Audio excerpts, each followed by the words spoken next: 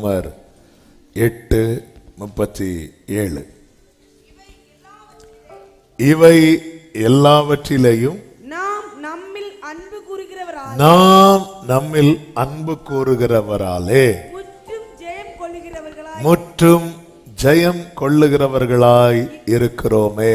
கைகளை உயர்த்தி ஹல்லேலூயா. இந்த வருடம் கர்த்தர் இந்த வார்த்தையை நமக்கு வாக்குத்தத்தமாக தந்திருக்கிறார்.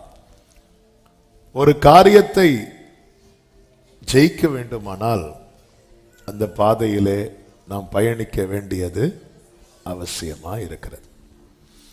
சிங்கத்தை ஜெயிக்கணும்னா தாவீது யாருக்கு முன்னாடி வந்து நிக்கணும்? சிங்கத்துக்கு முன்னாடி. கரடியை ஜெயிக்கணும்னா கழுதைக்கு முன்னாடியா? கரடிக்கு முன்னாடி வந்து நிக்கணும். கோலியாத்தை ஜெயிக்கணும்னா அப்போ சில காரியத்தை ஜெயிக்க வைக்க தேவன் சில காரியத்தை ஃபேஸ் பண்ண வைக்கிறார். ஆனால் ஜெயம் யாரால் வருகிறது? கர்த்தரால். அப்போ இன்னைக்கு நம்ம கேட்க போகிற செய்தி இதுதான். கர்த்தர் துணையாக நின்றால் நமக்கு ஜெயம் நிச்சயம். கர்த்தர் துணை, அப்ப ஜெயம் அவரால். அதனாலதான் இங்க நாம் படிக்கிறோம், நாம் நம்மில் அன்பு கூறுகிறவராலே முற்றிலும் ஜெயம் கொள்ளுகிறவர்களாய் இருக்கிறோமே. நாம் நம்மில்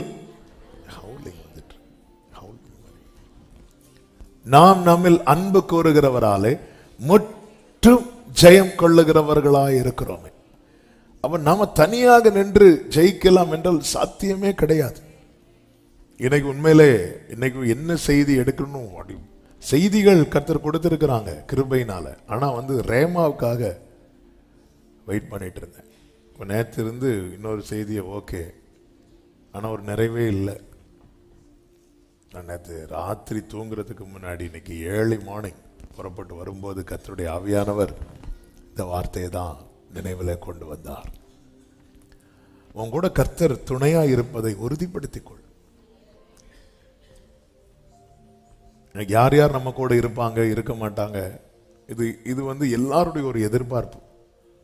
ஆனா பல நேரத்தில் நம்ம யாரை விட்டுறோம் அப்படின்னா, யார் நமக்கு கூட இருக்கணுமோ அவரை விட்டுறோம்.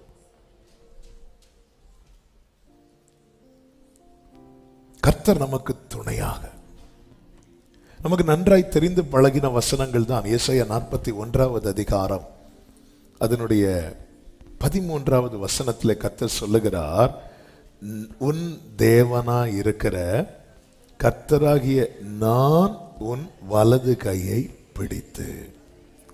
நான் இந்த வசனம் படிக்கும் போதெல்லாம் இப்படிதான் படிப்பேன். எப்படின்னா, அது படிக்கிறது இல்லை, என் கை ஆட்டோமேட்டிக்கா அப்படி போயிடும். இந்த கையை பிடிச்சி அப்படிங்கிற வசனம் வரும்போதெல்லாம் அப்படி நானே பிடிச்சு பார்ப்பேன். ஏன்னா நம்ம கையை ஒருத்தர் விரும்பி பிடிக்கிறாருன்னு அது அவர் மட்டும்தான். ஹல்லேலூயா. ஆமென். அதுக்காக நீங்களும் இப்படி படிக்கணும்னு சொல்லல. நம்ம பைபிள் வசனத்தை உள்வாங்கி படிச்சிட்டோம்னா அது நம்ம உள்ள எங்கேயோ போய் இருந்துரும். அடுத்து நம்ம நார்மலா பேசும்போது அந்த வசனம் அப்படி வந்துடும். உன் வலது கையை பிடித்து. யூசுவலா வலது கையை எப்ப பிடிப்பாங்க தெரியுமா?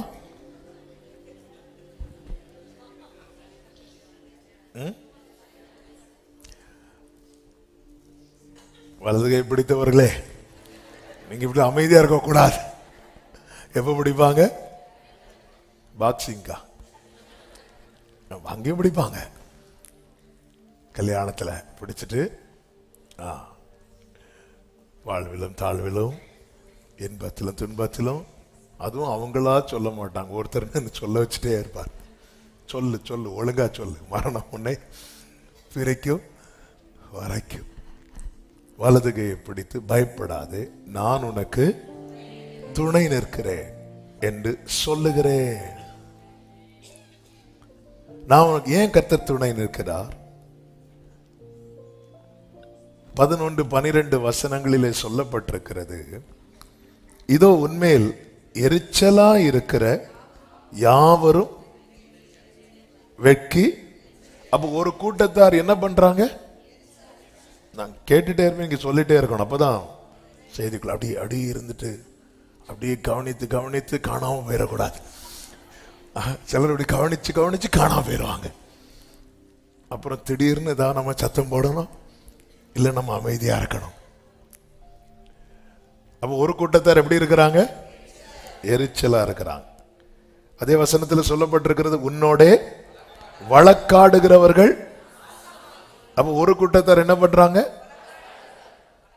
வழக்காடு. அதை சொல்லுங்க. நாசமாயெல்லாம் அவரு பார்த்துப்பார். நமக்கு அந்த வேடை தான் சொல்லணும். நாசமா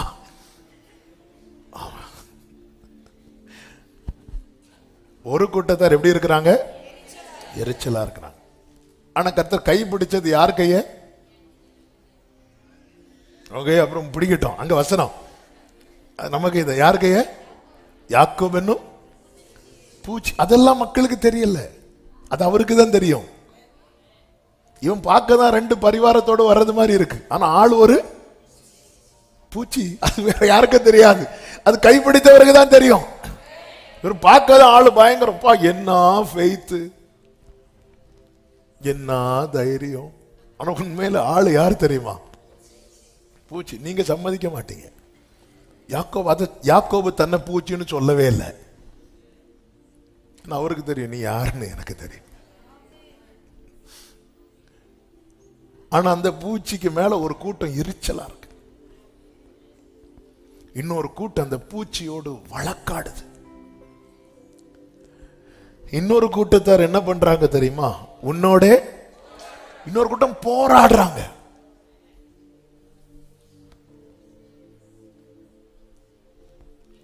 ஏசா எங்க, யாக்கோபு எங்க? ஏசா மனசுல அவனுக்கு எதிராக ஒண்ணு நினைச்சதுமே ஆளு 7 ஊர் தாண்டி போயிட்டாரு. ஒரு கூட்டம் போராடுறாங்க. அடுத்து உன்னோடு போராடினவர்களை, அடுத்து பாருங்க, உன்னோட யுத்தம் பண்ணின மனுஷர்.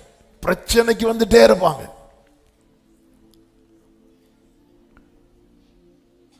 இந்த 4 விதத்துல நெருக்கப்பட்டு ஆளு யாராயிட்டான் தெரியுமா? பூச்சி ஆயிட்டான். அவனை பார்த்தாலே எரிச்சல். சிலருக்கு நம்மளை பார்த்தாலே என்ன எரிச்சலோ தெரியல, எரிச்சல் வருது.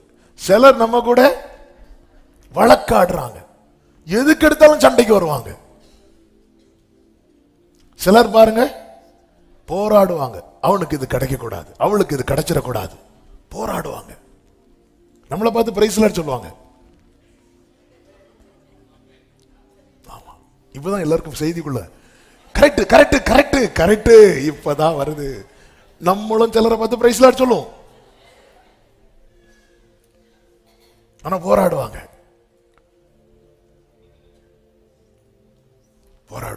யார்? அவங்கெல்லாம்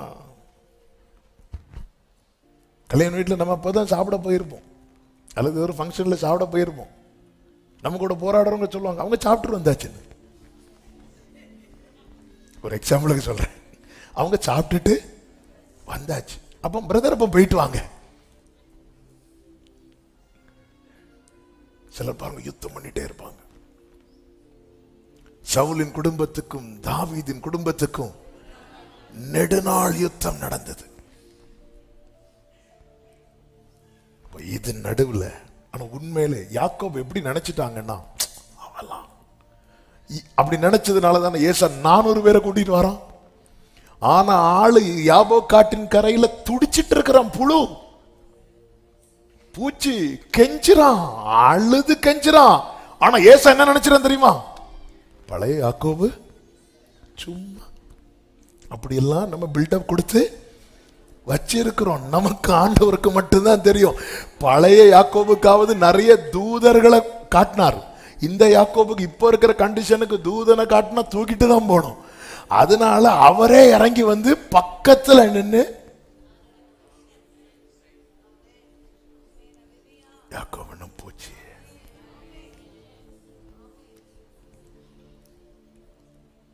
நான் உனக்கு துணை நிற்கிறேன், பயப்படாத. ஆண்டவரே நீங்க எனக்கு துணை நிற்கிறீங்க, 4 கூட்டம் என்ன சுத்தி வராங்க, நான் உனக்கு துணை நின்னா என்ன நடக்கும்னு சொல்லவா? உம்மல எரிச்சலா இருக்கிறவங்க வெட்கி லட்சை அடைவார்கள். உன்னோடு வழக்காடுகிறவர்கள் ஒன்றுமில்லாமல் போவார்கள். உன்னோடு போராடினவர்களை தேடியும் காணாதிருப்பாய். உன்னோட யுத்தம் பண்ணின மனுஷர் ஒன்றுமில்லாமல்.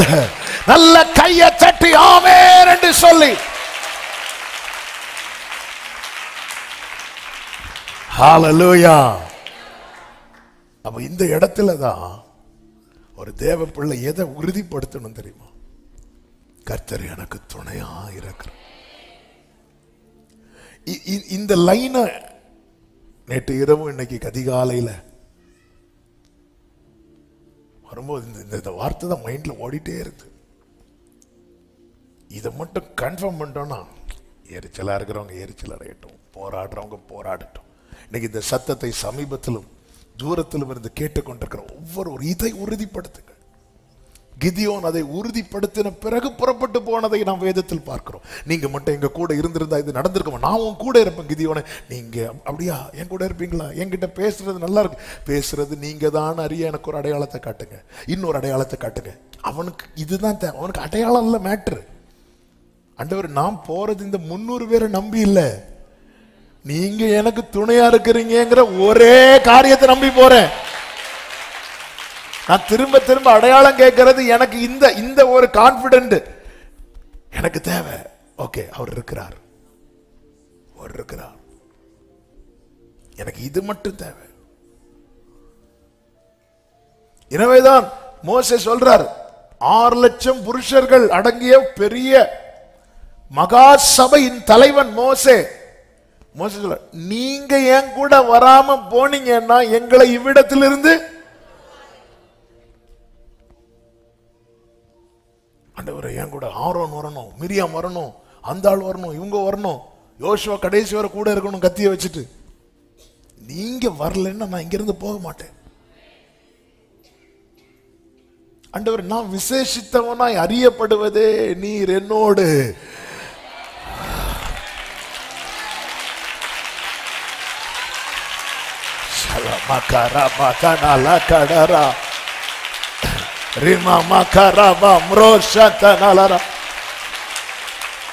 நீ விசேஷித்தவனாய், நீ விசேஷித்தவளாய் அறியப்படுவதே கர்த்தர்.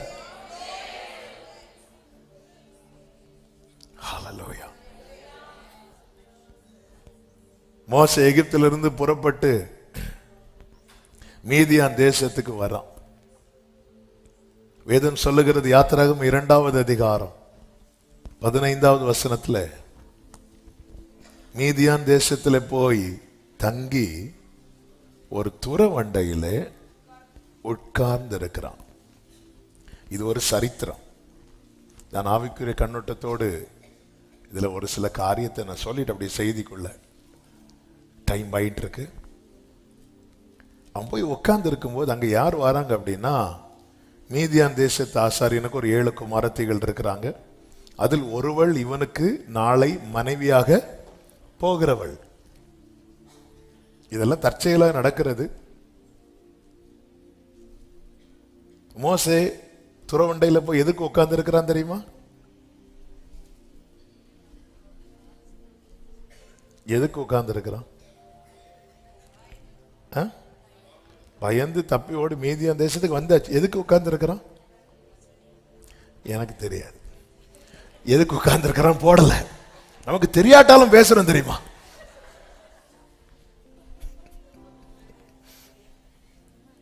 விஷயம் தெரியாது நமக்கு. ஆனா கிதியோன் போரடித்துக் கொண்டிருக்கும் போது கர்த்தர் ஒரு மரத்தை கீழே வந்து உட்கார்ந்தார். அங்க சும்மா உட்காரல, அவர் ஒரு விஷயத்தோட தான் வந்து உட்கார்ந்தார். இவன் விஷயம் இல்லாம உட்கார்ந்து இருக்கிறான்.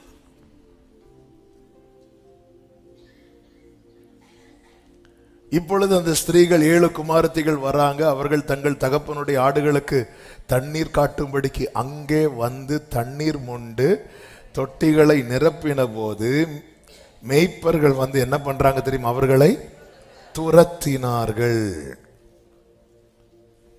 இப்பொழுது மோசே என்ன பண்றார் தெரியுமா? எங்கிருந்து எழுந்து? உட்கார்ந்த இடத்திலிருந்து எழுந்து மோசைக்கு இவங்களுக்கு இப்போதைக்கு ஏதாவது சம்பந்தம் உண்டா? ஒரு சம்பந்தம் இல்லை. ஆனா ஒரு சம்பந்தமே இல்லை. ஆனா அந்த துறவண்டையில போய் மோசே உட்கார்ந்து இருக்கிறான். மீதியான் தேசத்து ஆசாரியனுடைய பிள்ளைங்க வராங்க, மேய்ப்பர்கள் துரத்துறாங்க. மேய்ப்பர்கள் துரத்துறதுக்கு காரணம் என்ன தெரியுமா? ஏழம் யாரு? பெண்கள். இவங்களுக்கு அகைன்ஸ்டா ஃபைட் பண்ண இந்த 7 பெண்களால முடியாது. ஒரு ஆண் துணை கூட கிடையாது. எல்லாரும் துரத்துறாங்க. அப்ப துறவண்டையில உட்கார்ந்து இருக்கிற மோசே என்ன செய்கிறான் தெரியுமா? எழுந்திருந்து அவர்களுக்கு துணை நின்று அவர்கள் ஆடுகளுக்கு தண்ணீர் காட்டினான். அர்த்தம் என்னன்னா, மேய்ப்பர்களோடு ஃபைட் பண்ணி மேய்ப்பர்களை அப்புறப்படுத்தி அந்த துறவில் இருக்கிற தண்ணீர் அவர்களுக்கு கிடைக்கும்படிக்கு மோசே என்ன செய்கிறார் தெரியுமா? யுத்தம் பண்ணுகிறார். அதன் பிறகு இவங்க போய் அவங்க அப்பா கிட்ட சொல்ல, அவங்க அப்பா மோசே அழைத்து அதுல ஒரு குமாரத்தி, பேர் என்ன, சிப்போராளை விவாகம் பண்ணி கொடுக்கிறார். நல்ல கவனமா கேளுங்க. சம்பந்தமே இல்லை, ஒரு காரியம் செஞ்சதுனால இப்போ சம்பந்தக்காரங்க ஆயிட்டாங்க. இது எல்லாமே மோசே சும்மா தான் உட்கார்ந்துருந்தேன். ஆனா என் ஆண்டவர் சும்மா உட்காரல. நான் எதுக்கு இந்த வார்த்தையை எடுத்து தெரியுமா? நமக்கான ஒரு நன்மையை கர்த்தர் வைத்திருக்கிறார். அந்த இடத்துல அவர் இருப்பார். நல்ல கவனிங்க. அந்த இடத்திலிருந்து நம்மை துரத்ததான் சிலரை சத்துரு கொண்டு வருவான்.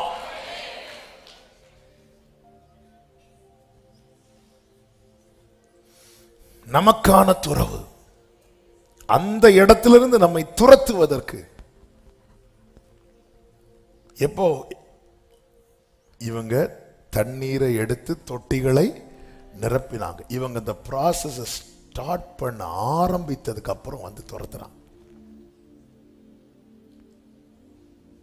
அவங்க தண்ணீர் எடுத்து தொட்டிகளை நிரப்பும் போதே மோசே எழுந்து எனக்கு ஒரு கிளாஸ் தண்ணி கொடு கேட்கல. மோசே உட்கார்ந்து இருக்கிறார். மோசே எப்ப எழும்புனாங்க தெரியுமா? எதிர்க்கிறவர்கள் வந்த போது. உங்க எல்லைக்குள்ளே எதிர்க்கிறவர்களை தேவன் அனுமதிக்கிறது எதற்கு தெரியுமா? தேவன் எழுந்தருளும்படியா.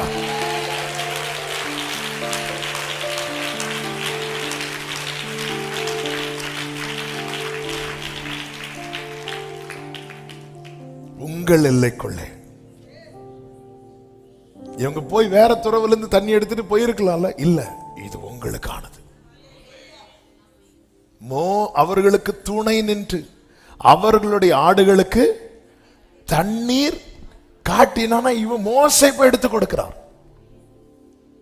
துணை நின்று நம்முடைய நன்மையை நின்று நம்மை துரத்தும்படிக்கு பிசாசானவன் அநேகரை அவன் சவுல் ஏவல் ஆட்களை அனுப்பினது போல அனுப்புவான். நீங்க அதை நினைச்சு ஒரி பண்ணாதீங்க. மோசே பார்க்கிலும் பெரியவரை நாம் ஆராதித்துக் கொண்டிருக்கிறோம். ஆமென். இங்கே மோசே பிற்பாடுதான் சிப்போராளை சொந்தமாக்கினான். ஆனால் கர்த்தர் நம்மை ஏற்கனவே அவருடைய சொந்தமாக்கி இருக்கிறார். சில துறவிலிருந்து நீங்கள் துரத்தப்படுகிறீர்கள் என்றால் அது உங்களுக்கான துறவல்ல. அது உங்களுக்கான துறவானால் கவலை விடுங்க. இன்னைக்கு கொடுக்கப்படுகிற செய்தி, கர்த்தர் உனக்கு துணை நின்று, கர்த்தர் உனக்கு துணை நின்று நமக்கான நன்மையை நாம் அடையாதபடிக்கு சத்துரு துரத்த பார்ப்போம். அந்த இடத்துலதான் நமக்கு என்ன தேவை, எதை உறுதிப்படுத்தணும். ஹல்லேலூயா. பக்கத்துல வந்துட்டாங்க, துறவு பக்கத்துல வந்தாச்சு. நம்ம பக்கத்துல வந்ததும் அசதி ஆயிரும். துறவுல இருந்து தண்ணியை எடுத்தாச்சு, டேங்கையும் ஃபில் பண்றாங்க, கொண்டு வந்த எல்லாவற்றையும் நிரப்புறாங்க. நிரப்புனதும் இனி பிரச்சனை முடிஞ்சதுப்பா, நம்ம போய் உக்காந்தாச்சு. அந்த கரங்கிற சேர்ல போய் உக்காந்தாச்சு. இனிதான் பிரச்சனை. சுத்திட்டே இருப்பாங்க நம்மள. ஐயோ தலை சுத்துது. அதுவரை மேய்ப்பர்கள் வந்து அவர்களை துரத்தினார்கள். ஏன் மேய்ப்பர்கள் வந்து துரத்தினாங்க? ஏன் மேய்ப்பர்கள் வந்து துரத்தினாங்க? மேய்ப்பர்கள் வந்து துரத்த காரணம் ஏன் அங்க மேய்ப்பர்கள் சொல்லப்பட்டிருக்கிறது? மேய்ப்பர்கள் என்ன கொண்டு வராங்க? ஆடுகளை கொண்டு வராங்க. இவர்கள் தகப்பனுடைய ஆடுகளை கொண்டு வராங்க, மேய்ப்பர்கள் அவர்கள் ஆடுகளை கொண்டு வராங்க. அவர்கள் ஆடுகளுக்கு தான் இந்த தண்ணீர் வேண்டும், உங்க ஆடுகளுக்கு கிடைக்க கூடாதுன்னு சொல்லிட்டு இவர்களை துரத்துகிறார்கள். அதன் அர்த்தம் என்ன? இவங்களை துரத்திட்டாங்கன்னா இந்த தண்ணீரை அவங்க எடுப்பாங்க. உன் தானியத்தை சத்துருக்களுக்கு ஆகாரமாக கொடை. இந்த இடத்துல இது திரும்பி இந்த தண்ணீர், இவங்க துரத்தப்பட்டார்கள், துரத்தினார்கள். இவங்களுக்கு ஃபைட் பண்ண முடியுமா? 7 குமாரத்திகள் வராங்க, ஒன்னும் ஃபைட் பண்ண தெரியாது, முடியாது. எப்படி இருக்கும் அவங்களுக்கு? அந்த இடத்துல ஒரு மோசே துணையாக நின்ற போது, ஒரு மோசே துணையாக நின்ற போது இவர்களுக்கு கிடைக்க வேண்டிய துரத்தினவர்கள், அதான் உன்னோடு போராடினவர்கள், உண்மையில எரிச்சலா இருக்கிறவங்க, உன்னோடு வழக்காடுகிறவர்கள், உன்னோடு யுத்தம் பண்ணுகிறவர்கள் எத்தனை பேர் சூழ நின்றால் உலகத்தில் இருப்பவனிலும் உங்களோடு இருக்கிறவர். ஆமென் சொல்லுங்க பார்க்கலாம். இந்த 3 நாட்களிலே நம்முடைய ஜெபம் இதுவாகட்டும். அப்ப நீங்க என் கூட இருக்கணும், என் கூட இருங்கப்பா. என் ஓட்டத்தில் நான் தனிமை இல்லை,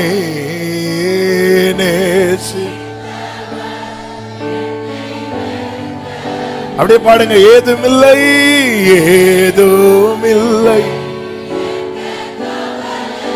துணையாளர் என்னை விட்டு விலகவில்லை, சொன்னதை செய்திடும்,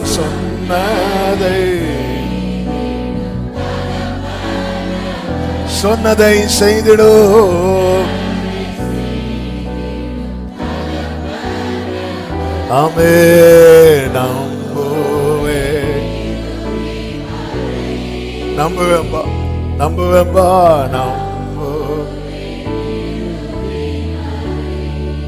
கர்த்தர் தன் கையை பிடித்து விட்டார் என்கிற நிச்சயம் வந்த பிறகுதானே யாக்கோபு ஏசாவை போய் ஃபேஸ் பண்றான். ஹல்லேலூயா. கர்த்தர் துணை நின்று இஸ்ரவேல் ஜனங்கள் சிவந்த சமுத்திரத்தை அப்படி ஈஸியா கடக்கிறாங்க, கஷ்டப்படவே இல்லை. ஆனால் அதே பாதையில எகிப்தியர் ரொம்ப கஷ்டப்பட்டு அப்படி நடக்கும்போது எகிப்தியர் ஒரு காரியத்தை கண்டு சொல்லுகிறார்கள். யாத்திராகமம் 24:25 வாசியுங்கள். 24:25.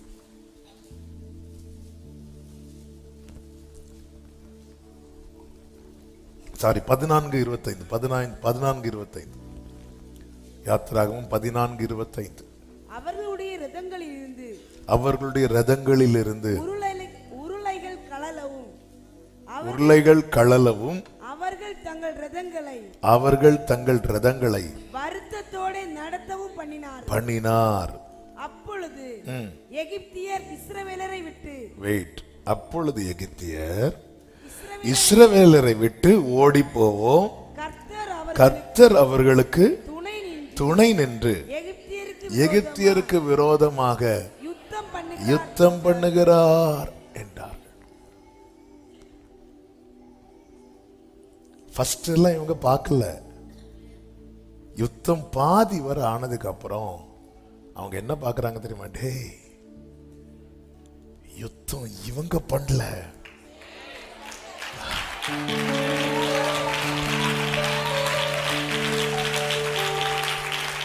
கர்த்தர் அவர்களுக்கு துணை நின்று.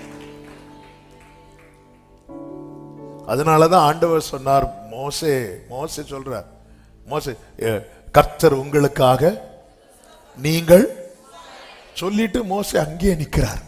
இதான் ஆண்டவர் கோவம் வந்துச்சு. என்ன சொன்ன மோசே? கர்த்தர் யுத்தம் பண்ணுவார், நீங்க புறப்பட்டு போங்கிறார். நீ புறப்பட்டு போ, உனக்கு தெரியும்ல நான் உன் கூட இருக்கிறேன். நம்முடைய வாழ்க்கையில போராடுறவங்க ஒரு பக்கம் இருப்பாங்க, எரிச்சல் அடைகிறவங்க ஒரு பக்கம் இருப்பாங்க, வழக்காடுறவங்க இருப்பாங்க, யுத்தம் பண்றவங்க இருப்பாங்க. ஆனா நமக்கு இது எனக்கு விரோதமா போராடுறவங்க யார்? லிஸ்டடு. எதுக்கு லிஸ்ட் எடுக்கணும்? எனக்கு விரோதமா வழக்காடுறவங்க யார்? அவங்க என்ன பத்தி என்ன சொன்னாங்க?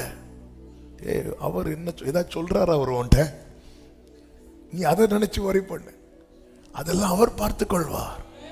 நீங்க சும்மா இருப்பீர்கள். உன்னை நான் எதுக்கு கொண்டு வந்தேன்? பாலும் தேன ஓடுகிற தேசத்தை நோக்கி புறப்பட. நீ புறப்படு. எங்க புறப்பட ஆண்டவரே? சமுத்திரம் மூடி இருக்கு. நீ புறப்படுறதுக்கு நீ வந்து இஸ்ரவேலின் சேனை எல்லாம் புறப்பட்டது. அப்ப நீ லெஃப்ட் ரைட் போட்டு தானே வந்த, அணி அணியா. அப்படி போடு. மோசே கையை நீட்டு. மோசே கோலை நீட்டுறாரு, கர்த்தர் காற்ற அனுப்புறாரு. நீ புறப்படு, நீ போ. இல்ல நான் போக மாட்டேன், நான் இப்படிதான் இருப்பேன். நீ போ. மோசே உன் கோலை நீட்டு. நீ இப்படிதானே வந்த மோசே? எகிப்துல இருந்து எப்படி வந்த? நீ அணி அணியா தானே வந்த, கர்த்தருடைய சேனையா தானே வந்த, லெஃப்ட் ரைட் போட்டு தானே வந்த. மோசே உன் கோலை நீட்டு. ஏன் இங்க வந்தது முடங்குற?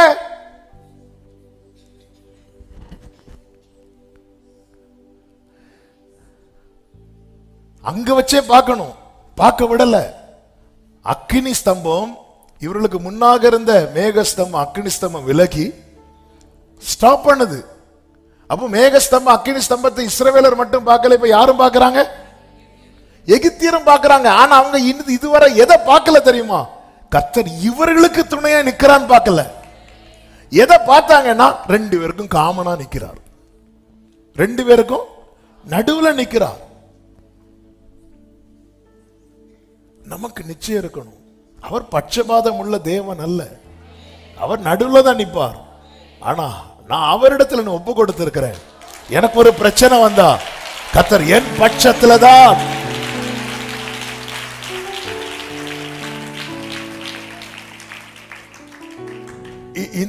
இந்த ஒரு நிச்சயம் இருக்கா? எனக்கு ஒரு பிரச்சனை வந்தா கர்த்தர் என் பட்சத்துல. யாக்கோபு போய் உட்கார்ந்து இருக்கிறான். ஏசாவுக்கும் யாக்கோபுக்கும் பிரச்சனை இல்லை. கர்த்தர் யாக்கோபு பக்கத்துல தானங்க போய் உட்கார்ந்தார். ஏன்? நான் யாக்கோபை சிநேகித்தேன். அதுதான் அதான் அந்த வார்த்தை. நாம் நம்மில் அன்பு கோருகிறவராலே.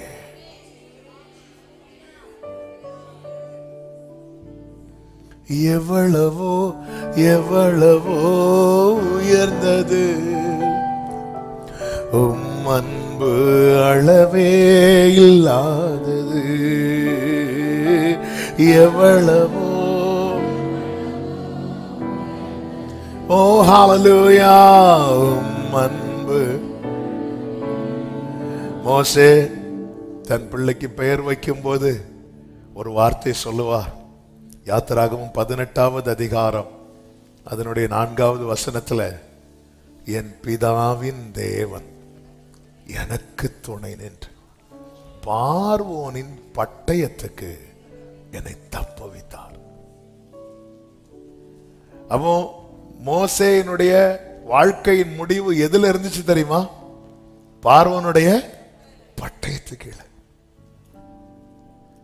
ஆனால் கர்த்தர் துணை நின்று என்ன செய்தார் தெரியுமா? தப்புவித்து பார்வோன் கதையை முடிச்சார். என் பிதாவின் தேவன் எனக்கு துணை நின்று. எசேக்கியா யூதாவை ஆண்டு கொண்டிருக்கும் போது அவர்களுக்கு விரோதமாய் சனகரிப் சேனை வந்து நிற்கிறது. எசேக்கியா ராஜா தன் ஜனத்தை என்ன சொல்லி பலப்படுத்தினான் தெரியுமா? 2 நாளாகும் 32வது அதிகாரம் அதனுடைய 8வது வசனத்திலே, அவனோடு இருக்கிறது மாம்ச புயம், நமக்கு துணை நின்று நம்முடைய யுத்தங்களை நடத்த நம்மோடு இருக்கிறார், நம்முடைய தேவனாகிய கர்த்தர் தானே என்று சொல்லி அவர்களை தேற்றினான் என்று சொல்லப்பட்டிருக்கிறது. அவனோடு இருக்கிறது மாம்ச புயம், நமக்கு துணை நின்று நம்முடைய யுத்தங்களை நடத்த நம்மோடு இருக்கிறவர் நம்முடைய தேவனாகிய கர்த்தர் தானே. அப்போ எசேக்கியா ஜனங்களுடைய போக்கஸ் எங்க கொண்டு வர்றாருன்னா, நீ எத்தனை பேர், அவங்க எத்தனை பேர், இப்படி பார்க்காத. என் வருமானம் என்ன, என் கடன் என்ன, இப்படி நம்ம பார்த்தா தளர்ந்துருவோமா இல்லையா? கடந்த நாள் ஒரு சகோதரி வந்தாங்க. அவங்க பிரச்சனை எல்லாம் சொன்னாங்க. கடன் பாரம், ஒரு பக்கம் வியாதி, அப்படி இப்படி சொன்னாங்க. சரி எவ்வளவு சேலரி வாங்குறீங்க கேட்டேன். 1 lakh, 1 லட்ச ரூபா சம்பளம் சொல்லிட்டு அடுத்த வார்த்தை சொல்றாங்க. 1 லட்ச ரூபா சம்பளம் சொல்லிட்டு அடுத்த, அண்ணா 2 நாள்ல காலி ஆயிரும்ண்ணா. சம்பளம் வாங்கி வட்டிக்கு வீட்டுல பெற்றோர் பலவீனத்தில் படுத்திருக்கிறாங்க. 2 நாள் தான் அப்படி கையில வரும். அந்த 1 மாசம் வேலை பார்த்து, இரவு பகல் வேலை பார்த்து அந்த 1 லட்ச ரூபாய் கையில வரும். 2 நாள் கூட இருக்காது. நம்ம உடனே அப்படித்தானங்க பார்ப்போம். எல்லாருமே அப்படித்தானங்க. ஐயோ இதை நான் எப்படி சமாளிக்க போறேன். எசேக்கியா எப்படி பார்க்க வைக்கிறான் தெரியுமா? நீ இப்படி மாம்ச புயத்தை அப்படி பார்க்காத. அவன் 100 பேர் வரான், நம்ம 50 பேர் இருக்கிறோம். ஐயா நம்ம ஹேண்டில் பண்ணிட மாட்டோம். அவங்க 1 லட்சம் பேர் வராங்க, நம்ம 50,000 பேர் இருக்கிறோம். இல்ல இப்படி பார்த்தா நம்ம எந்த யுத்தமே பண்ண முடியாது, எந்த யுத்தத்துக்கும் போக முடியாது. நீ இப்படி பாரு, அவங்க புயல்லாம் மாம்ச புயம். ஏன் மாம்ச புயம் சொல்றார்? மாம்சம் புல்லு கோப்பா இருக்கிறது. அது எப்ப வேணாலும் காய்ந்து போகலாம், எப்ப வேணாலும் அடிந்து போகலாம். ஆனால் நமக்கு துணை நின்று நம்முடைய யுத்தங்களை நடத்த நம்மோடு இருக்கிறவர் நம்முடைய தேவனாகிய கர்த்தர் என்று சொல்லி அவர்களை என்ன பண்ணானா? தேற்றினான். இதான் இப்படி தேற்ற. முதல்ல ஒருவன் தேற்றப்பட்டாலே அவன் நம்பிக்கை வச்சிருவான். வேதம் சொல்லுகிறது, எசேக்கியா சொன்ன இந்த வார்த்தையின் மேல் ஜனங்கள் நம்பிக்கை வைத்தார்கள். அதாவது நம்பிக்கை தளர்ந்து இருக்கிறவங்களை நம்ம போய் இந்த நம்பிக்கையை மொத்தமா அடக்கம் பண்றதுக்கு போக கூடாது. நம்ம போய் அவங்கள தேற்றணும். ஆமென் சொல்லுங்க பார்க்கலாம். தேற்றும் வார்த்தைகளை கர்த்தரை வச்சு சொல்லணும், வேற யாரையும் வச்சு சொல்லக்கூடாது. கர்த்தரை வச்சு சொன்னா அந்த வார்த்தையில ஜீவன் இருக்கு. ஏன்னா கர்த்தர் ஜீவன் உள்ளவர். ஆண்டவரை வச்சு சொல்லணும். அதனால சொல்ல, அவனுக்கு இருக்கிறது மாம்ச பயம். ஆனா நான் கர்த்தருக்கு முன்பாக எப்படி உத்தமா நடந்தேன் தெரியுமா? இப்படி மட்டும் இந்த இடத்துல எசேக்கியா சொல்லியிருந்தா இனி நடக்க வேண்டாம் சொல்லிட்டு அவங்களே கதையை முடிச்சிருப்பாங்க. இந்த இடத்துல அவன் கர்த்தரை கொண்டு வரான், நமக்கு துணை நின்று நம்முடைய யுத்தங்களை அவன் தேற்றுறான். அது நம்பிக்கையில டவுன் ஆகி நம்ம கூட இருக்கிறவங்க இருக்கும்போது தேற்றணும். அந்த கிருபை ஆண்டவர்கிட்ட கேட்கணும். இந்த வருஷம் நம்ம அநேகர் தேற்ற போறோம். சிலர் ஆண்டவரே முதல்ல என்ன தேற்றுக்கப்பா. ஆனா அந்த எசேக்கியா என்ன பண்ணுவார் தெரியுமா? பெருசா வெளியே தேற்றிட்டு உள்ள போயிருந்து வஸ்திரம் எல்லாம் கிழிச்சிட்டு ஓன்னு ஒரே, அது வெளியே தெரிய வேண்டாம்.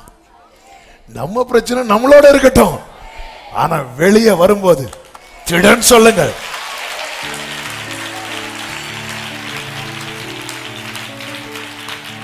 ஹalleluya, ஹalleluya, ஹalleluya. கர்த்தருக்கு மகிமை உண்டாவதாக. யோபு 16 யோபு சொல்லுவார் பாருங்க இந்த வார்த்தை.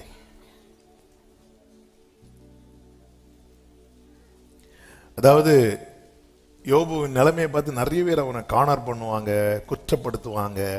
இப்படியெல்லாம் இந்த நிறைய பேர் அவங்க நண்பர்கள். இப்படி சொல்லும் போது யோபு ஒரு வார்த்தை சொல்லுவார். அதனுடைய 4-5 வசனங்களை வாசிங்க. 16வது அதிகாரம் 4-5 வசனங்கள். உங்களை போல நானும் பேசக்கூடும், நானும் பேசக்கூடும். நான் இருக்கும் நிலைமையில், இந்த வார்த்தைக்கு நான் இருக்கும் நிலைமையில நீங்க இருந்தா நானும் உங்களுக்கு விரோதமாய் வார்த்தைகளை கோர்த்து உங்களுக்கு எதிரே. சிலர் பெரிய 2 பேஜுக்கு எழுதிட்டே வருவாங்க பேசுறதுக்கு. ஏன்னா அப்படிப்பட்ட நிலைமையில வசமா நம்ம கையில மாட்டிட்டாங்க. வந்து உக்காந்து இருந்து நம்ம வீட்டுல உக்காந்து நம்ம டீயை குடிச்சிட்டு வந்து அடிப்பாங்க பாருங்க. அப்படி சொல்ற உங்களை மாதிரி நான் இருக்கும் நிலைமையில் நீங்க இருந்தால் நான் உங்களுக்கு விரோதமாக வார்த்தைகளை கோர்த்து உங்களுக்கு எதிரே என் தலையை, அதுவும் சும்மா பேச மாட்டாங்க, தலையாட்டி தான் பேசிட்டே இருப்பாங்க. பேசிட்டு இருக்கும்போது திடீர்னு இப்படி வேலை போச்சா உனக்கு எதுவும் வேணும் அப்படி ஆடிட்டே இருப்பாங்க. சார் நான் சொன்னது உங்க வேலை போச்சு. இப்படிதான் யோபு 42வது அதிகாரத்துல இவங்க தலையாட்டெல்லாம் நின்னுட்டு இப்படி ஆட்டிட்டு பாரு பாரு உனக்கு ஆண்டவர்ல அப்படி பண்ணுவாரா, நீ தப்பு பண்ணாம இருந்த உனக்கு இப்படி தலையாட்ட. அவர் சொல்றாரு உங்களுக்கு விரோதமாய் நானும் பேசக்கூடும். நான் இருக்கும் நிலைமையில நீங்க இருந்திருந்தா நான் உங்களுக்கு விரோதமாய் வார்த்தைகளை கோர்த்து உங்களுக்கு எதிரி என் தலையை துலுக்கவும் கூடும். ஆனா அவர் சொல்ற ஆனாலும் அப்படி ஒரு நிலைமையில நீங்க இருந்தா நான் என் வாயினால் உங்களுக்கு திடன் சொல்லுவேன், என் உதடுகளின் அசைவு உங்கள் துக்கத்தை. இதுதாங்க ஒரு தேவ பிள்ளைக்கு அழகு. இவனை குறித்து தான் தேவன் பரலோகத்தில் சாட்சி கொடுக்கிறார். உத்தமனும் சன்மார்க்கனும் தேவனுக்கு பயந்து பொல்லாப்புக்கு விலகுகிறவருமான. உங்க நிலைமையில நான் இருந்தா உங்களை மாதிரி எனக்கும் முடியும். நான் அப்படி செய்ய மாட்டேன், அப்படி செய்யக்கூடாதுங்க. அப்படி எப்படா விழுந்தோன்னு நான் அப்பவே சொன்னேன். சிலர்லாம் அந்த டைம் தான் தலை அப்பதான் ஆடும், அது வரைக்கும் அசையாமல் நிலைத்திருக்கும். இல்ல இசைக்க தேட்டுறான், ஆனா உள்ள வெயிட்டான பாரத்தை வச்சுட்டு. நீங்க மற்றவர்களை தேற்றிட்டு ஆண்டவர் சமூகத்துல வாங்க, உங்களை கர்த்தர் தேற்றுவார்.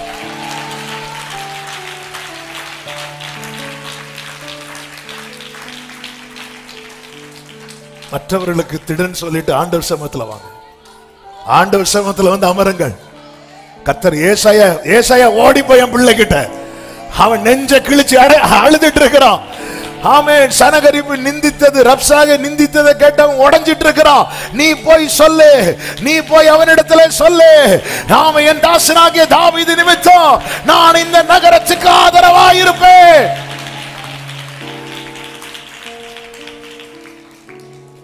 அந்த சனகரிப்ட போய் சொல்லு, ரப்சாகிட்ட போய் சொல்லு. ஏசாயா 37வது அதிகாரம் அதனுடைய 21 22 வசனங்கள். அப்பொழுது ஆமோத்சின் குமாரனாகிய ஏசாயா சொல்லி அனுப்பினது. நல்ல கவனிங்க.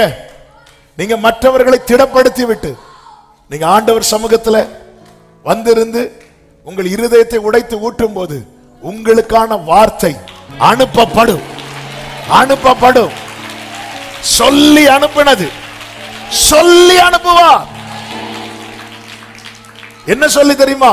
இஸ்ரவேலின் தேவனாகிய கர்த்தர் உரைக்கிறது என்னவென்றால், அசிரிய ராஜாவாகிய சனகரிப்பு நிமித்தம் நீ என்னை நோக்கி விண்ணப்பம் பண்ணினாயே, அவனை குறித்து கர்த்தர் சொல்லுகிற வசனமாவது, இப்ப நீ அவன் உன்னை பத்தி நிறைய பேசினால, உன்னை ரொம்ப டிஸ்கரேஜ் பண்ணால, உன்னை டவுன் பண்ணால, உன்னை அழிக்க போற, அப்படி பண்ண போற, இப்படி பண்ண போறேன்னு சொன்னால, அவனை பத்தி நான் சொல்றது நீ கேளு. அவனை குறித்து சொல்லுகிற வசனமாவது, சீயோன் குமாரத்தியாகிய கன்னியாஸ்திரீ உன்னை இகழ்ந்து உன்னை பரியாசம் பண்ணுகிறாள், எருசலேம் குமாரத்தி உன் பின்னாலே தலையை துலுக்குகிறாள். யாரை நிந்தித்து தூஷித்தாய்? யாருக்கு விரோதமாய் உன் சத்தத்தை உயர்த்தினாய்? என்னதன் அர்த்தம்? கர்த்தர் உனக்கு துணையா நிற்கும் போது உனக்கு எதிராய் வருகிற வார்த்தைகள் அவர் ஃபேஸ் பண்ணுவார். நீ யாரை நிந்தித்து தூஷித்தாய்? யாருக்கு விரோதமாய் உன் சத்தத்தை உயர்த்தினாய்? நீ இஸ்ரவேலின் பரிசுத்தருக்கு விரோதமாய் அல்லவோ உன் கண்களை மேட்டிமையா ஏறெடுத்தாய். உன் ஊழியக்காரரை கொண்டு நீ ஆண்டவரை நிந்தித்தாய். 29வது வசனம், நீ எனக்கு விரோதமாய் கொந்தளித்து வீரியம் பேசினது என் செவிகளில் ஏறினபடியினாலே நான் என் துரட்டை உன் மூக்கிலும் என் கடிவாளத்தை உன் வாயிலும் போட்டு. அதன் அர்த்தம் என்னன்னா, முதல்ல கர்த்தர் சத்ருவின் வாயை அடைப்பார்.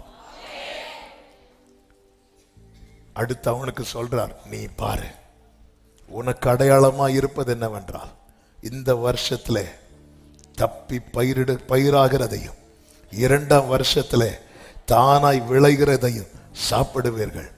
3ஆம் வருஷத்திலோ விதைத்து அறுத்து திராட்சை தோட்டங்களை நாட்டி அவைகளில் கனிகளை புசிப்பீர்கள். யூதா வம்சத்தாரில் தப்பி மீந்திருக்கிறவர்கள் மறுபடியும் கீழே வேர் பற்றி மேலே கனி கொடுப்பார்கள். 32 கடைசி சேனைகளின் கர்த்தரின் வைராக்கியம். சத்தமா சொல்லுங்க, சேனைகளின் கர்த்தரின் வைராக்கியம். ஏன்னா எசேக்கியா எதை நம்பினான் தெரியுமா? ஆண்டவர் அவங்கள்ட்ட எல்லாம் அது இருக்கு, என்கிட்ட இது இல்ல. இன்னைக்கு நம்ம புலம்பலை தானே இருக்கு. அவர்களுக்கு அவங்க நம்பி இருக்கிறது மாம்ச புயம். அவங்க ஆழ்பலத்தை நம்புறாங்க, பண பலத்தை நம்புறாங்க, அதிகார பலத்தை நம்புறாங்க. நம்மளும் அதே லெவல்ல பார்த்துட்டு இருந்தோம்னா அதை நினைச்சு புலம்பிட்டு தான் இருப்போம். இஸ்ரவேலின் சேனைக்கு விரோதமாய் பார்வோன் ரதங்கள் குதிரைகளோடு வரும்போது ஜனங்கள் அதை பார்த்து தான் புலம்புனாங்க. அதுதான் ஆண்டவருக்கு, உனக்கு யார் துணை நிற்கிறார்? அந்த இடத்துல தான் பாடி இருக்கணும். சேனைகளின் கர்த்தர் என்பது அவர் நாமம், யுத்தத்தில் வல்லவர். அங்க பாடி இருக்கணும். அவங்க பாடல. அப்ப நீ எப்ப பாடுவ? நீங்க யுத்தத்தில் வல்லவர் என்பது எனக்கு தெரியணும். அப்ப உனக்கு தெரியணும்னா என்ன வரணும்? யுத்தம் வரணும். வருது. நீ ஃபர்ஸ்டே பாடி இருந்தா அவர் முத்த வந்திருப்பார். அப்படி மேகஸ்தம்பத்தில் வெயிட் பண்ணிட்டு இருக்காரு. அப்படி வராங்க, இனி எங்க கூட்டிட்டு போறாரோ தெரியலன்னு வராங்க. பார்த்தா இது வேலைக்கு ஆகாது. ரட்சிக்கப்பட்டு வெளி வந்து ஒருத்தன் பாடினானா? ஒருத்தரும் பாடல. மோசே வேற முறையிட்டு தான், என்ன ஆண்டவரே இது? கர்த்தர் யார் என்பதை அறியணும். சேனைகளின் கர்த்தரின் வைராக்கியம். கர்த்தர் சொல்ற, நீ யாரை பார்த்து நிந்தித்தியோ அவங்க இந்த வருஷம் இப்படி சாப்பிடுவாங்க, அடுத்த வருஷம் அப்படி சாப்பிடுவாங்க, 3வது வருஷத்துல விதைத்து அறுத்து திராட்சை தோட்டங்களை நாட்டி அவைகளின் கனிகளை புசிப்பார்கள். இதை எது செய்யும் தெரியுமா? சேனைகளின் கர்த்தரின் வைராக்கியம் செய்யும். சொல்லிட்டு 33ல, ஆகையால் கர்த்தர் அசீரிய ராஜாவை நோக்கி, அவன் இந்த நகரத்திற்குள் பிரவேசிப்பதில்லை, இதன் மேல் அம்பு எய்வதும் இல்லை, இதற்கு முன்பாக கேடகத்தோடு வருவதும் இல்லை, இதற்கு எதிராக கொத்தளம் போடுவதும் இல்லை. அவன் இந்த நகரத்திற்குள் பிரவேசியாமல் தான் வந்த வழியே திரும்பி போவான். என் நிமித்தமும் என் தாசனாகிய தாவீது நிமித்தமும் நான் இந்த நகரத்தை ரட்சிக்கும்படிக்கு இதற்கு ஆதரவாயிருப்பேன். இப்படி அவர் சொல்லி அனுப்பினதும் 36வது வசனத்தை வாசிங்க. கர்த்தருடைய தூதன் புறப்பட்டு, அவ கர்த்தருடைய தூதன் வர்றதுக்கு முன்னாடி என்ன வரணும்? வார்த்தை வரணும். அப்பொழுது கர்த்தருடைய தூதன் புறப்பட்ட அசீரியரின் பாளையத்தில் 185,000 பேரை சங்கரித்தான். அதிகாலையில் எழுந்திருக்கும் போது இதோ அவர்கள் எல்லாரும் செத்த பிரேதங்களாய் கிடந்தார்கள். அப்பொழுது அசீரியா ராஜாவாகிய சனகரி பிரயாணப்பட்டு திரும்பி போய் நினிவேயில் இருந்து விட்டான். அவன் இருந்துட்டான். அவன் பேசின பேச்சுக்கு எசேக்கியா இருந்துட்டான்னு நினைச்சுட்டார். ஆனா கர்த்தர் அவனை இருத்திட்டார். ஏன்னா எசேக்கியா எதை நம்பினான் தெரியுமா? கர்த்தர் எனக்கு துணை. இதை உறுதிப்படுத்துங்க. உங்களை இருத்த பார்க்கிறாங்க. என் சத்துருவே எனக்கு விரோதமாய் சந்தோஷப்படாதே, நான் இருளில் உட்கார்ந்தால் கர்த்தர் என்னை வெளிச்சத்துல கொண்டு வருவார். நல்ல இருத்த பார்க்கிறாங்க. என்ன? அவன் தன் தேவனாகிய நிஸ்ரோத்தின் கோவிலிலே பணிந்து கொள்ளுகிற போது அவன் குமாரராகிய அத்ரமலேக்கும் சரைட்சேரும் அவனை பட்டயத்தினால், இந்த ஒரே அதிகாரத்தில் 2 பேர் 2 கோயிலுக்கு போறாங்க. எசேக்கியா தன் தேவனை பணிந்து கொள்ள ஆலயத்துக்கு போகிறான். சனகரிப் தன் தேவனை நிஸ்ரோக்கின் கோவிலுக்குள்ளே போய் பணிந்து கொள்ள போகிறான். 2 பேர் பணிந்து கொண்டது நிமித்தம் 2 பட்டயம் புறப்படுகிறது. எசேக்கியா பணிந்து கொண்ட போது தூதன் பட்டயத்தை எடுத்துட்டு புறப்படுகிறான். சத்துருக்களை சங்கரிக்க. பட்டயம் யார் மேல் வரல தெரியுமா? ஆமே. ஏன்னா ஆண்டவர் சமூகம் தான் ஒரு தேவ பிள்ளைக்கு அடைக்கலம். உன்னதமானவரின் மறைவில் இருக்கிறவன் சர்வ வல்லவருடைய நிழலில் தங்குவான். உன் பக்கத்தில் 1000, உன் வலதுபுறத்தில் 10,000 விழுந்தாலும். இப்ப சனகரிப்பும் புறப்படுகிறான். புறப்பட்ட போது அவனுடைய குமாரனை பட்டயத்தை எடுக்கிறான். நினைச்சிருப்பா இப்ப என் புள்ள போய் வெட்ட போறான்னு பார்த்தா பின்னாடியே வந்து. ஆமென். அதன் அர்த்தம் என்ன? இசைக்கியாவே நீ பட்டை எடுக்காத, நான் பார்த்துக்கிறேன். பிரச்சனையை எப்படி டீல் பண்ணணும், சால்வ் பண்ணணும்னு நம் கரம் பிடித்து நமக்கு துணை நிற்கிற நம் கர்த்தர் அறிவார், நம் தேவன் அறிவார். ஒன்றை மட்டும் உறுதிப்படுத்திக் கொள்ளுங்கள், கர்த்தர் துணையா இருக்கிறாரா என்பதை மட்டும் உறுதிப்படுத்திக் கொள்ளுங்கள். சங்கீதம் 94:17 தாவீது இப்படி சொல்லுகிறான், கர்த்தர் எனக்கு துணையாயிராவிட்டா என் ஆத்துமா சீக்கிரமாய் மௌனத்தில் வாசம் பண்ணியிருக்கும். அப்படின்னு அர்த்தம் என்ன தெரியுமா? கர்த்தர் எனக்கு துணையா இராமல் இருந்திருந்தா எனக்கு அடக்க ஆராதனை என்றோ நடந்து முடிஞ்சிருக்கும். கடந்த 2023 ஆகஸ்ட் பிரேயர்ல ஒரு ஃபேமிலி வந்தாங்க வெளியூர்ல இருந்து. ஒரு குறிப்பிட்ட நாள்ல வந்தாங்க. அந்த குறிப்பிட்ட நாள்ல வந்துட்டு சொன்னாங்க, ஃபர்ஸ்ட் நாங்க இந்த டே கணக்கு பண்ணி ஏன் வந்தோம் அப்படின்னா, இதே நாள் போன வருஷம் இதே டேல நானும் ஒய்ஃபும் டிசைட் பண்ணோம் நம்ம சூசைட் பண்ணலாம் அப்படின்னு. அப்போ உங்க செய்தி ஓடிட்டு இருந்துச்சு. அப்படி டிசைட் பண்ணி சரி அப்போ அவளும் ஓகே சொல்லிட்டா, நானும் ஓகே சொல்லிட்டேன், 2 பேரும் ஓகே சொல்லி இப்போ 2 பேரும் இந்த விஷயத்துல நல்லா ஒரு மனதா வந்துட்டோம்.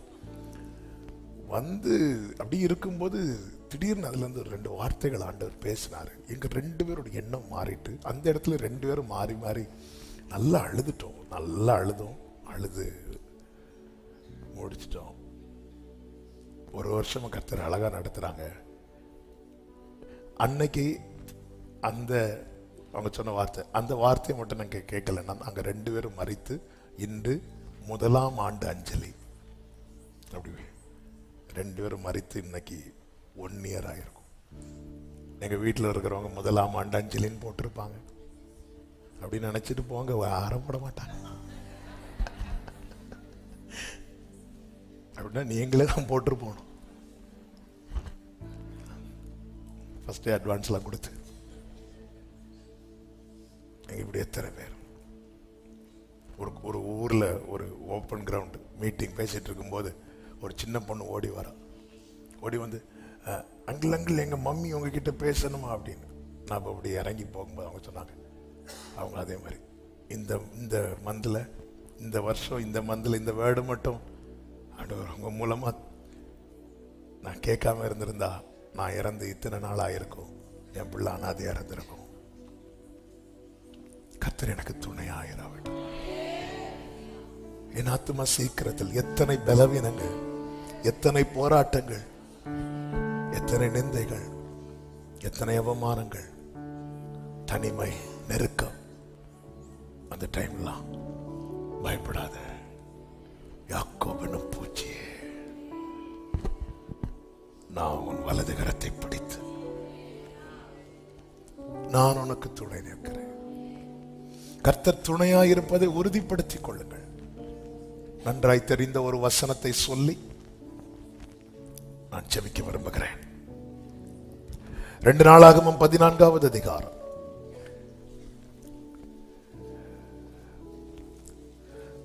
எத்தியோப்பியர் ஆசாவுக்கு விரோதமாய் படையெடுத்து வரும்போது ஆசாவும் எதிர்கொண்டு போகிறான். அதனுடைய 11வது வசனத்தை வாசியுங்கள். ஆசா தன் தேவனாகிய கர்த்தரை நோக்கி கூப்பிட்டு, கர்த்தாவே, பலன் உள்ளவனுக்காகிலும் பலன் அற்றவனுக்காகிலும் உதவி செய்கிறது உமக்கு லேசான காரியம். எங்கள் தேவனாகிய கர்த்தாவே, எங்களுக்கு துணை நில்லும். உம்மை சார்ந்து உம்முடைய நாமத்தில் ஏராளமான இந்த கூட்டத்திற்கு எதிராக வந்தோம். கர்த்தாவே, நீர் எங்கள் தேவன், மனுஷன் உம்மை மேற்கொள்ள விடாதையும் என்றார். அப்பொழுது இந்த வேர்டு ஆசா கிட்ட வந்ததும் ஆண்டவர் எழுந்தருளினார். அப்பொழுது கர்த்தர் அந்த எத்தியோப்பியரை ஆசாவுக்கு யூதாவுக்கு முன்பாக முறிய அடித்ததினால் எத்தியோப்பியர் ஓடி போனார்கள். இந்த இடத்துல 5 காரியங்களை நம்ம பார்க்க முடியும். ஒன்று, ஆசாவும் எப்படி புறப்பட்டு போறான் பாருங்க. 10வது வசனத்துல, அப்பொழுது ஆசா அவனுக்கு எதிராக புறப்பட்டு போனான். மரேஷாவுக்கு அடுத்த செப்பாத்தா என்னும் பள்ளத்தாக்கில் யுத்தத்துக்கு. ஆசாவுக்கும் டீம் இருக்கு. 8வது வசனத்தில் சொல்லப்பட்டிருக்கிறது, யூதாவிலே பரிசை மீட்டையும் பிடிக்கிற 3 லட்சம் பேரும், பென்யமீனிலே கேடகம் பிடித்து வில்லை நாணேற்றுகிற 2,80,000 பேருமான சேனை ஆசாவுக்கு இருந்தது. இவர்கள் எல்லாரும் யாரு? பராக்கிரமசாலிகள். இப்ப ஆசாவுக்கு பின்னாடி இவ்வளவு பேர் இருக்கிறாங்க. ஆனா ஆசா கண்களை எங்க ஏறெடுக்கிறான்? இவங்களுக்கு தான் தேவன் துணை நிற்பார். யாபோக்காட்டின் கரையில வேற யாரும் இல்ல, அதனால யாக்கோபு பார்த்தாருன்னு சொல்லலாம். இங்க இருக்கிறாங்க. என் கூட ஆட்கள் இருந்தாலும் இல்லாம போனாலும் என் கண்கள் அவரை தான் நோக்கி இருக்குமானால் கர்த்தர் ஆண்டவர் பார்த்துட்டே இருக்கிறார். இவன் இப்ப மாம்ச புயத்தை பார்க்கிறானா, கர்த்தரை பார்க்கிறானா? அதான் அவர் வெயிட் பண்றார். அவர் யுத்தம் பண்றதுக்கு ரெடியா தான் இருக்கிறார். ஆனா எனக்கு துணை செய்யணுமா வேண்டாமாங்கிறது நான் தானே டிசைட் பண்ணணும். நம்ம கூட யார் வரணுங்கிறது நாம தானே டிசைட் பண்ணணும். அப்படி அணிவகுத்து நிற்கும் போது ஃப்ரெண்ட்ல ஆசா நிக்கிறான். எப்படி பார்த்துருக்கணும்? பின்னாடி பார்த்துட்டு இப்படி சொல்லி இருக்கணும், பின்னாடி பாப்பான்னு பார்த்து அப்படிங்கிறான்.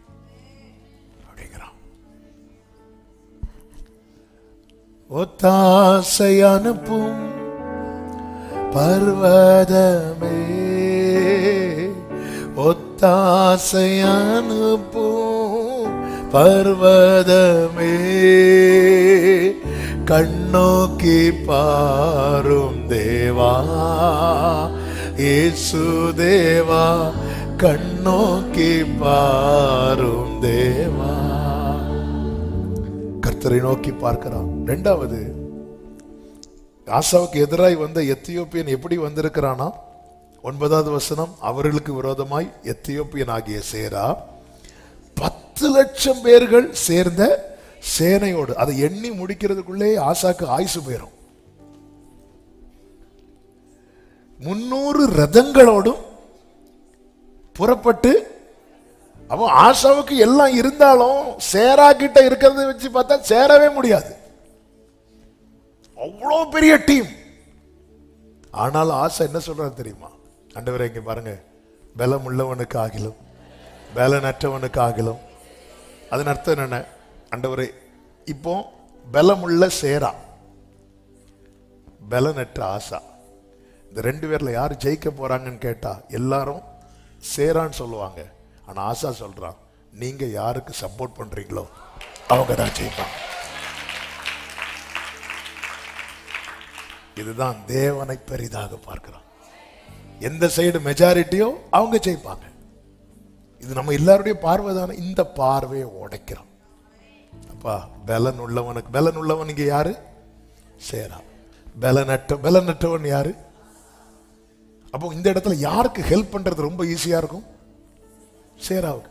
ஆனா ஆசை சொல்றான், அப்படி பலன் உள்ளவனுக்கு ஹெல்ப் பண்றது உங்களுக்கு எவ்வளவு ஈஸியோ அது போலதான் ஆண்டவரே, பலன் உள்ளவனுக்காகிலும் பலனுள்ளவன், பலனற்றவன், பலமுள்ளவன், பலனில்லாதவன்,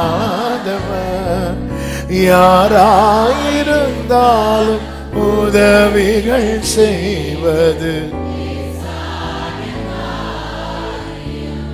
என் இயேசுவுக்கு. கர்த்தரை பெரிதாய் பார்க்கிறவர்களுக்கு கர்த்தர் துணை நிற்பார். 3வது பாருங்கள், அவன் உதவி கேட்கிறான். எங்கள் தேவனாகிய கர்த்தாவே எங்களுக்கு துணை நில்லும். ஹெல்ப் கேட்கிறான். அந்த இடத்துல எப்பவுமே ஆண்டவட்ட அந்த ஒத்தாசையை நாடணும். எங்களுக்கு ஒத்தாசை வரும் பர்வதங்களுக்கு நேராக என் கண்களை ஏறெடுக்கிற, வானத்தை பூமி உண்டாக்கின கர்த்தரிடத்திலிருந்து எனக்கு ஒத்தாசை. எந்த காரியத்துக்கு நமக்கு பின்னாடி 1000 பேர் சப்போர்ட்டிவா நின்னாலும் கண்களை ஏறெடுத்து பழகணும். நேசர்கள் வந்தபோது நேசரை மறந்தாள். ஓசியா 2 எடுக்க வேண்டாம். நேசர்கள் எல்லாம் போனதுக்கு அப்புறம் நேசரை தேடணும். இப்படி தேடக்கூடாது. எத்தனை பேர் இருந்தாலும் இப்படி நான் பார்த்து பழகணும். ஆண்டவரே வந்துருங்கப்பா, என் கூட வாங்கப்பா. அழகான ஒரு பாட்டு உள்ள, வாருமையா போதகரே வந்த மேடம். லாசர் வியாதியா இருந்த போது மார்த்தாளும் மரியாளும் இயேசுவுக்கு சொல்லி அனுப்புனாங்க, வாங்க. ஆனா அதே வீட்டுல லாசர் நல்லா இருக்கும் போது இயேசுவை கூப்பிட்டாங்க. நம்ம இந்த செகண்ட் ஹாஃப் தான் நம்ம லைஃப்ல இருக்கு. கஷ்டத்துல இயேசுவை கூப்பிடுவோம். நல்லா இருக்கிறாங்க, வீட்டுல விருந்து வைக்கும் போது இயேசுவை கூப்பிட்டாங்க. அடுத்து பாருங்க, திருப்பி விருந்து வைக்கிறாங்க, இயேசு உள்ள உட்கார்ந்து இருக்கிறார். எனக்கு ஆண்டவர், எங்க வீட்டுல மகிழ்ச்சியின் சத்தம் கேட்கும் போது நீங்க இருக்கணும். துக்கமான நிலை நடக்கும்போது நீங்க இருக்கணும். நீங்க இருக்கணும். நீங்க எனக்கு துணையா இருக்கணும். கர்த்தாவே எங்களுக்கு துணை நில்லும். அப்பா எங்களுக்கு துணை. இந்த இடத்துல அவன் பெக் பண்றான், ரிக்வஸ்ட். ஆண்டவரை எத்தியோப்பியன் அந்நியன், எத்தியோப்பியன் புறஜாதியான் அப்படின்லாம் சொல்லி அவன் நாங்கெல்லாம் கிறிஸ்தவர்கள், நாங்களாம் இந்த சர்ச், இப்படி ஹெல்ப் கேட்கறதுக்குன்னு ஒரு மெத்தட் இருக்கு. அதை கெஞ்சணும். கர்த்தரை நோக்கி அழுது கெஞ்சினான். யாரு? நாளைக்கு அவன் பேர்ல தான் கர்த்தரே அறியப்பட போகிறார், யாக்கோபின் தேவன். ஆனா அவன் எப்படி இருக்கான் தெரியுமா? ஆண்டவர்கிட்ட கெஞ்சுறான். ஆண்டவர்கிட்ட கெஞ்சுறவங்க வேற யார்ட்டையும் கெஞ்ச ஆண்டவர் விட மாட்டார். நம்ம ஆண்டவர்கிட்ட கமெண்ட்ல விடுவோம். இப்ப வாரம் இறங்கி வாரம்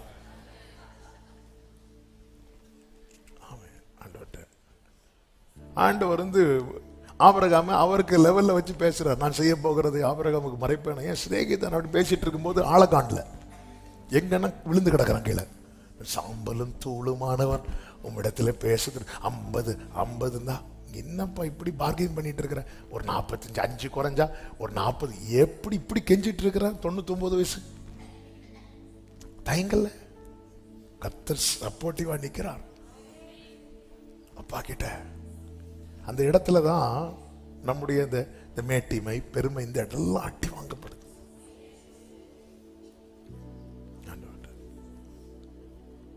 நாலாவது அவர் சொல்றாரு, உம்மை சார்ந்து உமது நாமத்திலே இந்த ஏராளமான கூட்டத்துக்கு எதிராக வந்தோம் அப்படிங்கிறான்.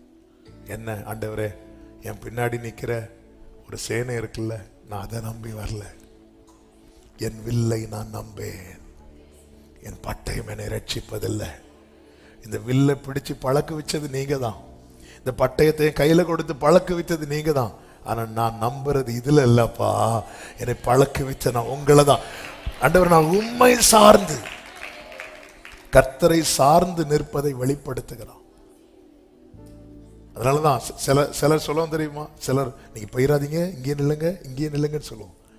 சிலர்லாம் போயிட்டு வரேன் பிரதர், நீங்க போங்க. இன்னொருத்தங்க கூட, நீங்க எங்க போறீங்க? நில்லுங்க நில்லுங்க. சிலர் விட மாட்டோம். நம்ம சிலர் விட மாட்டோம். அவங்க நிக்கணும், அவங்க நிக்கணும், அவங்க நிக்கணும் அப்படின்னு பார்ப்போம்.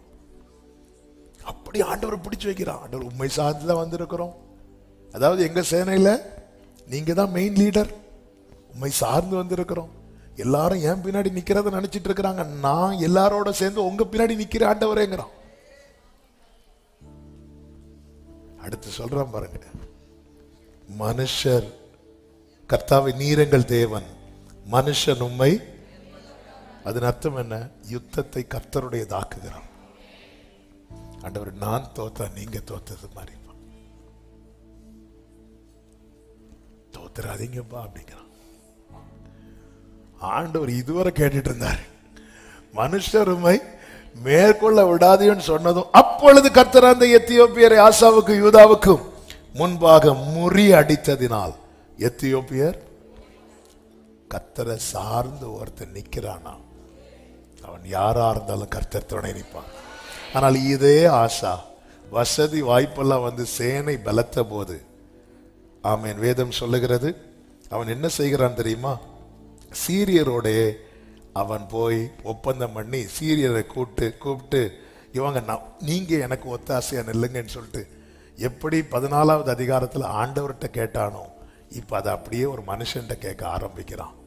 இப்படி கேட்க ஆரம்பிச்சதும் கர்த்தர் ஒருவன் மேல் தம்முடைய ஆவியை அனுப்பி தீர்க்க தரிசனமாய் ஆசா கிட்ட பேசுகிறார். 7 முதல் 16வது அதிகாரம் 7 முதல் பார்த்தீங்கன்னா, நீர் உம்முடைய தேவனாகிய கர்த்தரை சார்ந்து கொள்ளாமல் சீரியரின் ராஜாவை சார்ந்து கொண்டபடியினால் சீரிய ராஜாவின் ராணுவம் உமது கைக்கு தப்பி போயிட்டு மிகவும் ஏராளமான ரதங்களோடு குதிரை வீரரும் உள்ள எத்தியோப்பியரோடும் லூபியரும் மகா சேனையுமா இருந்தார்கள் அல்லவோ.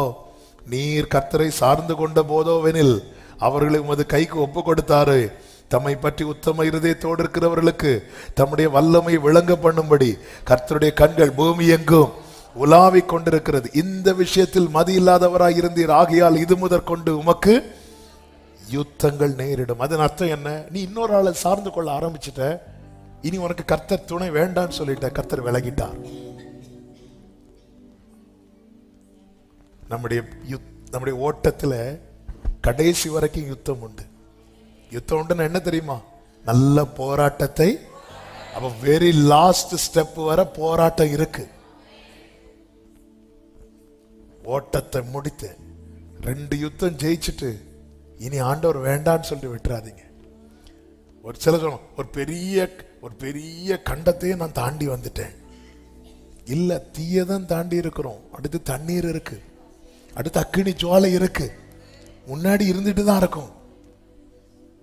சிங்கத்தை கொண்டு போட்டுட்டு அப்பாடான்னு திரும்பி பார்க்குறோம், கரடி வந்து சிரிச்சிட்டு இருக்கு. கரடி பிரச்சனை முடிஞ்சு வந்து பார்த்தா கோலியாத் வந்து நிக்கிறான். சரி, எல்லா பிரச்சனையும் முடிஞ்சாச்சுன்னு சொல்லி போய் நேர பார்த்து சவுல் இருக்கிறான் ஈட்டி வச்சுட்டு. அந்த பிரச்சனை முடிஞ்சுன்னு வீட்டுக்கு வந்த மனைவி சொல்றா, இப்படிதான் சொல்ற முடிஞ்சு. சரி, ஆசையா ஒருத்தன் அழகு போல ஒருத்தனை வளர்க்குறான். அவன் வேற சொல்றான், அப்ப நான் முடிய பங்கு வைக்கட்டா? வைடா மகனை. யாரு? அப்சலோம். பிள்ளை ஆசையா கேட்கறான்னு சொல்லிட்டு வச்சு பார்த்தா கடைசியில் அவன் நிக்கிறான். எங்க அப்பாவை பார்த்தா கொல்லுவேன். அவன் நிக்கிறேன் பார்த்துட்டு, ஆண்டவரே எப்பக்கமும், அதான் மத்தளத்துக்கு ஆண்டவர் 2 பக்கம் தான் அடி, உங்க இருதயத்தை கேட்டவனுக்கு சுத்தி அடி விழுது. இதுதான் லைஃப். அதனால எனக்கு கர்த்தருடைய துணை தண்ணீரை தீயை கடப்பதற்கு மட்டும் இல்ல, இந்த பூமியில நான் கடைசி ஸ்டெப் எடுத்து வைக்கிறது வர. அதனால நமக்கு ஃபேவர் பண்றதுக்கு ஆட்கள் வந்தாலும் எனக்கு அனுகூலம் பண்ணுகிறவர்கள் நடுவில் சிலர் நமக்கு சப்போர்ட்டிவ் வந்து நம்ம ஆண்டவரோட கூடாது, ஆண்டவரோடு போங்க. கர்த்தர் ஆட்களை கொண்டு வருவார். கர்த்தர் துணையா இருப்பதை உறுதிப்படுத்திக் கொள்ளுங்கள். இந்த ஆண்டு நிச்சயமாய் கர்த்தர் உங்களை ஜெயமாய் நடத்துவார். எல்லாரும் அப்படி எழுந்து நிற்கலாமா? யாக்கோபின் தேவன் என் தேவன், எனக்கென்றும் துணையவரே, என்னாலும் ஒரு விஷயம் அப்படி எழுந்து நின்று ஒரு பிச்சு ஜீசஸ் எழுந்து நிற்க முடிந்தவங்க ஒரு 5 மினிட்ஸ்ல ஜெபித்து முடிக்க போறோம். என்னை விட்டு விலகிறாதீங்க. யாக்கோபின் தேவன் என் தேவன், யாக்கோபின் தேவன் என் தேவன், எனக்கென்றும் துணையவரே, என்னாலும் நடத்துவாரே. யாக்கோபின் தேவன் எனக்கென்றும் துணையவரே,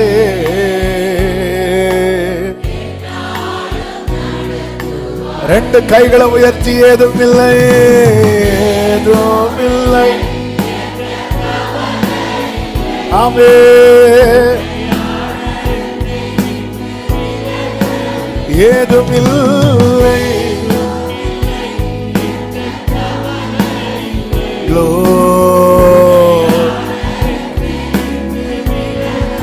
சொன்னதை செய்திடும், சொன்னதை செய்திடும்.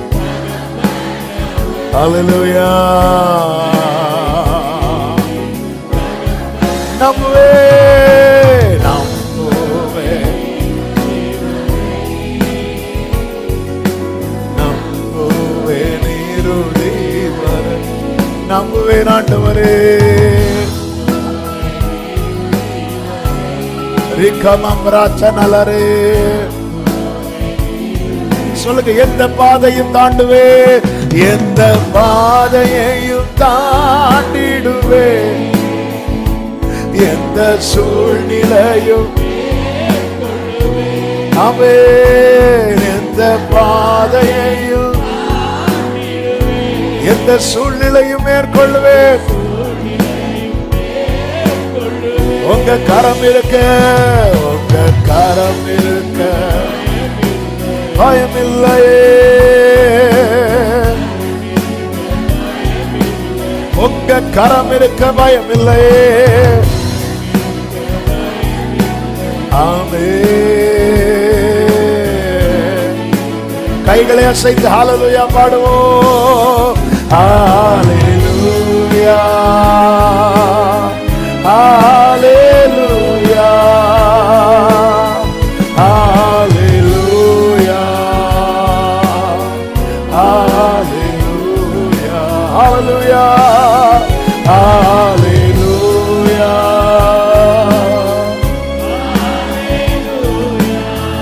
ஆமென்.